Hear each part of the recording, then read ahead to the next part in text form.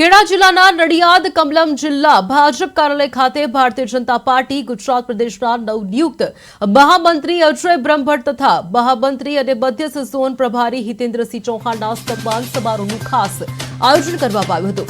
આ પ્રસંગે ખેડા જિલ્લાના રાજ્ય સહકારના મંત્રી સંજયસિંહ મૈડા, ભાજપ પ્રમુખ નયનાબેન, જિલ્લાના પ્રભારી કુશળસિંહ, સાંસદ દેવસિંહ ચૌહાણ, નડિયાદના ધારાસભ્ય પંકજ દેસાઈ સહિત તમામ ધારાસભ્યો, અમૂલ ડેરીના chairman Shabhesinh, vice chairman Vijaybhai, કેડીસીસીના ચેરમેન તેજસભાઈ, પૂર્વ સાંસદ ડોક્ટર કેડી જેસવાણી તથા ભાજપના અગ્રણીઓને મોટી સંખ્યામાં કાર્યકર્તાઓ ઉપસ્થિત રહ્યા હતા।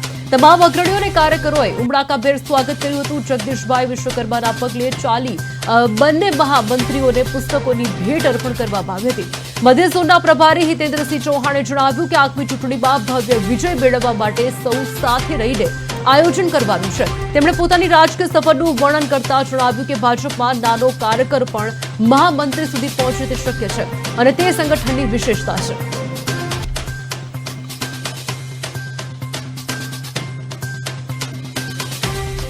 સુરેન્દ્રનગર જિલ્લાના ભારતીય જનતા પાર્ટીના પ્રમુખ હિતેન્દ્રસિંહજી ચૌહાણ એમની પણ પ્રદેશના મહામંત્રી તરીકે નિમણૂક થઈ, જેઓને ખેડા જિલ્લાના મધ્ય ઝોનના ઝોન પ્રભારી બનાવ્યા, જેથી ખેડા જિલ્લાના ભારતીય જનતા પાર્ટી પરિવાર વતી બંને મહામંત્રીશ્રીઓનો સન્માનનો અભિવાદનનો કાર્યક્રમ રાખવામાં આવ્યો। એમાં ખેડા જિલ્લામાં ખૂબ ઉત્સાહભેર બૂથ લેવલના કાર્યકર્તાઓ ઉપસ્થિત રહ્યા।